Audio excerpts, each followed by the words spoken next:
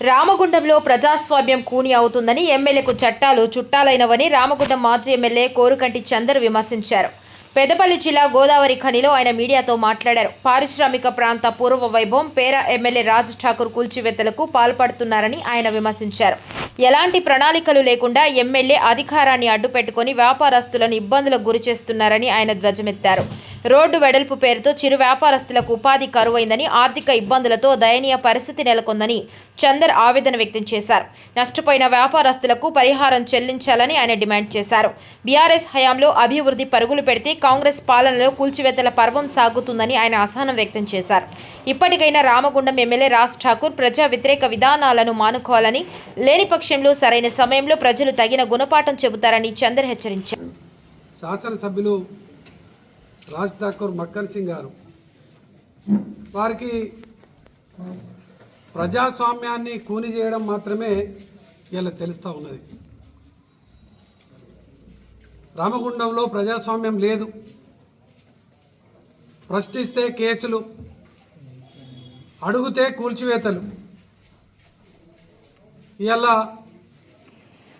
ఏ వాడకు పోయినా, ఎక్కే గల్లీకి పోయినా కూడా అందరూ కూడా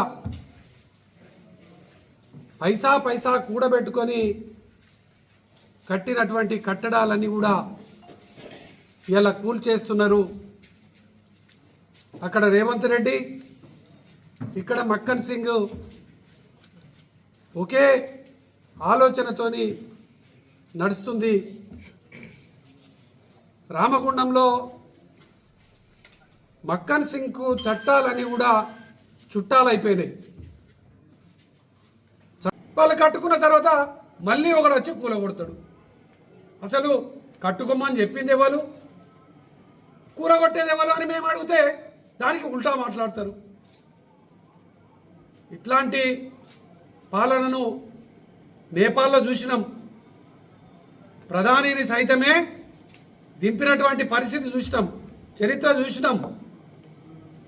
ప్రజలను హింసించినటువంటి వాళ్ళు, ప్రజలకు నష్టం కలిగించేటువంటి వాళ్ళు ఎన్నడూ కూడా పురపడరు కూడా. ఏదో అధికారం ఉన్నది కదా అని మాట్లాడి కేసులు పెట్టి చేస్తా అంటే ఎన్నో చూసినాం. ఇట్లాంటి నాయకులను ఎన్నో మందిని చూసినాము. ఇట్లా చేసే పార్టీలను కూడా ఎన్ని పార్టీలను చూసినాం.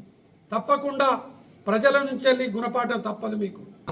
5 ఏండ్లు ఓ మెడికల్ కాలేజ్ తెచ్చినాం.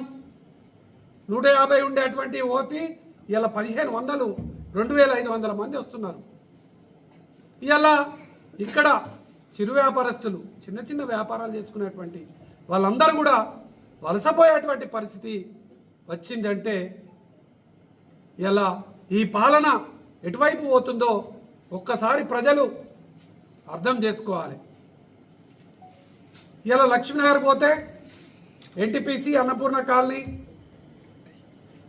ఎక్కడికి పోయినా కూడా అసలు ఎవ్వరు కూలగొడతారు, అసలు ఏం జరుగుతుంది, అసలు కూలగొట్టడానికి ఏమైనా ఓ ప్రణాళిక ఉందా అని అడిగితే వాళ్ళ మీదనే చిన్న వ్యాపారాలు చేసుకునేటువంటి వాళ్ళను ఎలా ఇబ్బందులు పాలు చేసేటువంటి ఆలోచన జరుగుతూ ఉన్నది. రోడ్డు వెడల్పు, అసలు రోడ్డు ఎంత వెడల్పు చేస్తారు, దానికి ఓ రోడ్ మ్యాప్ లేదా, అసలు ఎన్ని మీటర్లు తీస్తారు. సోమవారం నాడు మేము బీఆర్ఎస్ పార్టీ తరఫున బంద్ పిలిపిస్తూ ఉన్నాం. నష్టపోయినటువంటి వాళ్ళందరికీ కూడా నష్టపరిహారం చెల్లించాలి.